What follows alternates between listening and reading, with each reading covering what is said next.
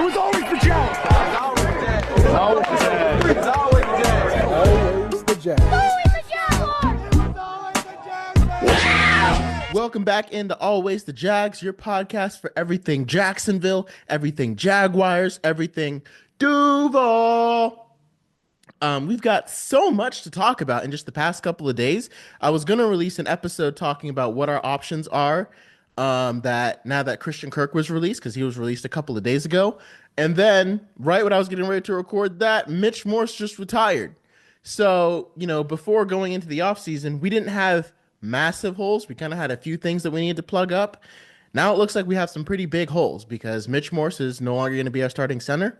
Christian Kirk was a starting receiver that we now have to replace. And I think they want to replace him with Parker Washington, but I don't think we can go into the season feeling good about Brian Thomas Jr., Parker Washington, and Gabe Davis. Our offense still went off, even with Brian Thomas Jr., our offense still went off a cliff without Christian Kirk being in there, and we need someone competent who can play outside. So that makes our need for Travis Hunter even more apparent because then we can fill two holes in one with one of the best prospects that we've seen in years to fix our wide receiver position and also fix our cornerback position because we still need a cornerback 1 or 2. Like I said, I will take either one. But again, the chances of us getting Travis Hunter are not guaranteed. It's hard for us to, being at 5, if we were at 2 or 3, maybe, but being at 5, it's hard for us to really bank on that. So what do we do? Well, first of all, let's go to the first thing that happened today, the thing that's most pressing, which is Mitch Morse retiring. Because Luke Fortner is not good enough to be our starting center. So now we have to probably dip into free agency and sign another one. Now, the best one on the market right now is Drew Dahlman. I don't think there's a center in this year's draft class that can start right away. So our free agency, our priority now is going to move towards Drew Dahlman and signing him in free agency because that's the number one thing we need to take care of. So, I'd be sad if we missed out on Javon Holland because of it. But I'd be okay if we signed a guy like Tuifunga. Sorry, I can't pronounce his name, but Hufanga from the 49ers. Or we could potentially pick up another safety. But our priority is okay. We need to get a new center. We need to get a new center. So Drew Dahlman is immediately who we have to target right after. He was given a very good pass block and win rate last year. Very solid center, should be able to step up and play, at least as well as, if not better than Mitch Morse at his best last season. So that's our number one new free agency target is Drew Dahlman. Because again, there's no Tyler Linderbaum in this year's draft. There's no Jackson Powers Johnson, someone that's could really just step right in and be safety. No Creed Humphrey, nobody like that in the draft. With Trey Smith getting franchise tagged, Aaron Banks is probably he only gave up 1 sack, so was a very good guard, but he's probably earned himself an extra $10 million just from that move because he is the top guard on the market. So what do we do about guard? Now, guard, I'm not as worried about. Again, we need to sign Drew Dahlman, and chances are we're not bringing back Brandon Scherff. So without us bringing back Brandon Scherff, it's kind of do we want to sign a safety? Do we want to sign a guard and a center? And again, I'm still very much so on the let's sign Kevin Zeitler if we can, in addition to Drew Dahlman. I'd rather sign even Trevor Moehrig from the Raiders. I'd rather sign him as one of our safeties if that means we can get Drew Dahlman and Kevin Zeitler to play on our offensive line. Now, if that's not really an option, if that's too much money all around, but now the most important thing has shifted to center. We have to get a starting center, and Drew Dahlman's the best one on the market. He should be our immediate target, come on over to Jacksonville. So next up, and then as far as the guards, if that means we end up signing Drew Dahlman instead of Kevin Zeitler, that's okay because I feel very confident that we can pick up a starting caliber guard in the second round. It's a little bit of a risk, to pick up a rookie and then throw him right out there. But the trenches draft for this year is very deep. And while that's a good thing, it also means that, some positions are going to be forced higher, but it also means that because it's so deep, there's going to be a lot of good players, and that means offensive, defensive lines are only going to get better. But again, we can pick up a starting caliber guard in Wyatt Malum in the second round. So earlier I had us drafting Xavier Watts, who I would love to have as safety, but I also understand, okay, now our priority has definitely shifted now that we don't have a starting center anymore. So we need to draft Wyatt Malum in the second round. So like, this is the kind of thing, this is why it's hard to do mock drafts early, all 7 rounds, because it's like, well, once free agency hits, you kind of got to change everything. So if we sign Drew Dalman, like I said, we need to sign Drew Dalman. There's no, like I said, Creed Humphrey in the draft, and then we need to pick up Wyatt Malum in the second round. And there should be some other guards there that will fall out of the first round. There's a lot of guards or offensive linemen that have first round grades on them that can fall out of the first round that we could pick up in the second round, and to keep our offensive line continuity going, or to keep our offensive line built up. And maybe we'll even double dip, get one in the second and then get another one in the third round. And maybe we'll pick up another one in the third round, something like that. There's still some good safeties that we could pick up in the third round. Andrew, I can't remember his last name, but he was a good safety. And I still really like Malachi Moore out of Alabama. I think he's someone we could pick up in the later rounds. I'm okay if we wait to address, if we sign a safety in free agency, between Andrew Wingard and Darnell Savage, one safety spot could be all right while we wait for a rookie to come along, as long as we make that signing and get ourselves a Javon Holland. And again, a Trevor Morrig is not bad, but I'd much rather have Javon Holland. And I think we can pick up a starting caliber guard. So my free agency shift and suggestion would be now, okay, go sign Drew Dalman, still get Javon Holland, and then we'll get a guard in the second round. Because, like I said, we're probably not going to bring back Brandon Sheriff. If they can find a deal that works to pick him up, to bring him back, something inexpensive, like a 2-year, $10 million deal or something like that, that would be fine. And then we could still draft one in the second round to have him ready to take over in case Brandon Sheriff ever gets hurt again. But that would be the idea. So the reason why I started with center is because Christian Kirk getting released is not as much of a surprise. And I didn't think that was going to be, not going to say like as big of a deal, but again, it's not that much of a surprise. And we were kind of already ready for it. The Mitch Morse retiring thing is a completely different new situation that we're now in, right? So center now has to take priority. And because of that and because of that release of Christian Kirk, again, it makes us need Travis Hunter even more. But I think we could be all right if we, drafted a receiver in the third or fourth round. Even in the fourth round, receiver is definitely not as deep this round. There's a lot of receivers that are going to go, and then, we'll kind of end up with somebody potentially. We just don't really know. Now, there's a guy that also got released, and Tyler Lockett, who I wouldn't be upset with. Honestly, he had a better year than Gabe Davis, right? So I think you could do a lot worse than Tyler Lockett, Parker Washington, and Brian Thomas Jr. as your starting three. And Tyler Lockett won't be very expensive either. And he'll have that field stretching element, but he'll also he'll have a distinct role as the outside receiver. So we'll have 2 outside receivers, and then Parker Washington will play the slot. And I do think he's ready to play the slot full time. Now, the only issue we have, and also Parker Washington, now the only issue we have though is we don't I would love to have a big body possession type receiver, like a DeAndre Hopkins type. And we could just sign DeAndre Hopkins, but he didn't really do much in this Chiefs Super Bowl run either. But that's where, we might end up keeping Evan Ingram, and we might do a lot more 2 tight end sets. And honestly, our offense looked best when we were heavily doing 2 tight end sets. And because Liam Cohen wants to really build up the run game, I think that's the direction that he's headed. So I think we could end up keeping Evan Ingram, and just Brenton Strange will play on the field most of the time. And because of that, we can rotate, Parker Washington in and out of the slot and outside because he can play both. And same for Gabe Davis. I still would want Travis Hunter because, again, if our offense has Brian Thomas Jr., Travis Hunter, and then Evan Ingram and Brenton Strange is kind of our starting personnel, that would be killer, right? Because Strange can block and catch now.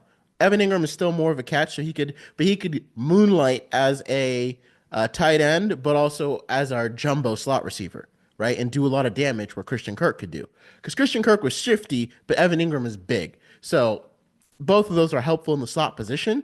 So we can just kind of treat Evan Ingram like a jumbo slot receiver. Because Christian Kirk did most of his, like, he played a lot for us inside, but he could also go outside. That's what made him valuable, and that's what we paid him. What we paid him. So now my guess is that he'll probably end up going to the Commanders and doing great things over there. And I'm appreciative a lot. There's so many people that are clowning the signing now that it's over and everything, but I'm like, I loved it. I didn't understand it at first because it was a lot of money, and I really didn't want to bring him in. Right? Like I was not for the signing at first, and then I found out how much we gave him, and I was like, oh my god. But um, if you look at it, the deal was always people were like, okay, after 2 years, the Jaguars can get out of this deal, which was true. And Christian Kirk ended up lasting for three, right? And people are like, oh, ha ha ha, he got released after 3 seasons because that deal wasn't good. Well, it's not because he wasn't playing well, it's because he kept getting hurt, right? And so, injuries tap out contracts all the time. And the knock on Christian Kirk before he came to us wasn't that he got hurt. He had been healthy all 4 seasons. The knock was like, how is he going to be a number one receiver? He came to Jacksonville, became our number one receiver, went over 1,100 yards, and we made the playoffs. And he helped us get two of the best games in Jaguars game in recent history, right? With us beating the Cowboys in 2022. That was a fantastic game that I was able to go to and enjoy. And we made the playoffs because we had Christian Kirk, and we beat the Chargers in the playoffs because we had Christian Kirk. Yeah, everything's kind of fallen apart since then, and it's been very hard to watch. But I'm also grateful for the enjoyable moments that we got to have while having them. Because as a Jaguars fan, those don't come around very often. So, I mean, I obviously when people get a chance to pick on the Jaguars, they will do it, because they love just clowning us as fans and everything. And all I know is I'm grateful for what he did, for what he came here. Looking back, I think the deal was well worth it. I think that was money well spent. I think he served his purpose, and he gave us something to look forward to in Trevor Lawrence. And like I said, even if Trevor Lawrence never really, really becomes that guy and always kind of hovers around mid tier, he gave us memories that we'll always have that we wouldn't have without him. That Chargers game was insane, insane, and that's a memory that we'll always be able to keep. So again, I don't regret the signing. I don't know anybody that does, and I don't think anyone actually legitimately regrets it or says it was a bad move for the Jaguars. They just want some reason to pick on the Jaguars because that's what people do to our franchise. So, but with Christian Kirk not retiring, being released, it does kind of put us a need to maybe draft a receiver. I think, like I said, I'm okay with us doing jumbo personnel as our base set. Most teams do three wide receivers as their base set. But I think to really buoy up the run game, right, and make it strong, which will only free up Brian Thomas Jr., I think moving to more of a jumbo set personnel makes sense. And because of that, yeah, Christian Kirk ended up being a casualty. Now, I would have loved if we had been able to keep him, it would have been great because him and Evan Ingram could have rotated, out of the slot to outside, and it would have really confused defenses. But that wasn't an option, right? And so Parker Washington will have to take over that role, and Gabe Davis will just have to come in when we go to three wide receiver sets. And again, that signing ended up being a huge disappointment. I thought he would be better than he actually is, but that's just the way it goes. But yeah, so yeah, no regrets on the Christian Kirk trade. I mean, and people always say that he reset the wide receiver market, and I still don't buy that, right? Like I still don't really get that because before Christian Kirk came to Jacksonville, DeAndre Hopkins signed a deal with Arizona to stay on for $54 million. It was, yeah, $54 million. 2-year extension for $54 million. That's $27 million a year.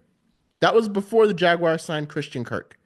The difference was since they added it onto the end of his deal, and DeAndre Hopkins at the time was making like $15 million a year, they just spread it out so the cap hits looked like he was making like around 18 to 20. And so it was a deal that changed the market because it was like, okay, do receivers get over 25 million a year now, or are they just still making, or is it still 18? So then when you pay Christian Kirk 18, it's like, well, that's either 10 less than what DeAndre Hopkins make, or it's what DeAndre Hopkins makes, depending on what you think about the extension. And I mean, if we had offered him 15, like if you're a player, right, and you get offered 12 million to go to Philadelphia Eagles, who had just won a Super Bowl, or you get offered 15 million to go to Jacksonville every year, who are you picking? Like it's like I mean, we had to do what we had to do, you know what I mean? Like when you're a team with a smaller market and you're trying to build your franchise, sometimes you have to offer more money than it's worth. And I think it was the right move to go aggressively get him than to not have him, because again, I wasn't a huge fan of the signing at the time, but I'm happy to be wrong, and I feel like the signing has definitely worked out. So let me know your thoughts on the whole Christian Kirk thing, Mitch Morse retiring. What are your priorities now moving into the offseason as free agency is right around the corner? Like I said, now, even with both of these moves, the priority is still Drew Dahlman. And I still would hold out even more hope that we might end up with Travis Hunter. So I would focus on getting a safety in free agency, getting Drew Dahlman for our center in free agency. And if we don't end up with Travis Hunter, if someone offers to like move up for us and we can come back and get Will Johnson, maybe we can pick up a receiver later on. It would be nice. But like I said, obviously Travis Hunter would be the goal. So let me know your thoughts, everything that you're thinking. The mock drafts have been gone crazy. I don't think it'll get a little clearer until after free agency, because the Patriots tagging T. Higgins, I mean, the Bengals tagging T. Higgins has a huge impact because to me, T. Higgins is the type of player that would make the Patriots pass on Travis Hunter. So the question is, because they're only going to make one big move, usually as the Patriots do, and that's either offensive line or a weapon for Drake May. And so the question is, will the Patriots be willing to do a tag and trade scenario to bring in T. Higgins? And that's a good question. He could cost them. I don't think they'd offer a first. I don't think they'd offer a first. They would maybe give up their second for him because they know he needs weapons. But also more than anything, the Patriots know that he needs protection. So, and then the Bears made a move for Joe Tooney, and that I'm like we should like I would have been elated if we traded our fourth round pick for Joe Tooney. That would have been such a baller move. And I'm like, I mean, maybe I didn't even think he would be available, much less for only a fourth round pick. And I think had Mitch Morse, retired earlier, maybe our GM would have kind of been like, oh, okay, let me go do that. I don't know. Like I said, if guards are available out there, you need to call around and trade for somebody because we've got ammo, we've got picks to do it. We've got a third, and even the deal wasn't even finalized when it came out. It said the Bears were expected to. I would have called the Chiefs and been like, "Hey, you're supposed to give Joe Tooney to the Bears for a fourth. I'll take him for a third." Done, done. I would have sniped right in and taken that deal. And maybe the Chiefs would have been like, no, it's bad faith. But I don't think any team is turning down a third when another team is offering a fourth. Now, maybe they would have given Bears the chance to match that offer. I would have maybe even given a third and a fourth just because Joe Tooney is that good. And we didn't get to see how good he is because he was playing tackle in the Super Bowl, which is not his natural position. But he would have filled a huge hole on guard and been a huge upgrade. And then losing Mitch Morse wouldn't have been as harsh because, again, we could have signed Drew Dahlman. So, again, let me know your thoughts on all of this and everything that's going down. I think the Jaguars will be all right with the moves that we're trying to make. I just hope that they end up being the right ones, as all of us Jaguars fans do. So, yeah, let us know your thoughts and where you're headed. And don't forget, it was always the Jags.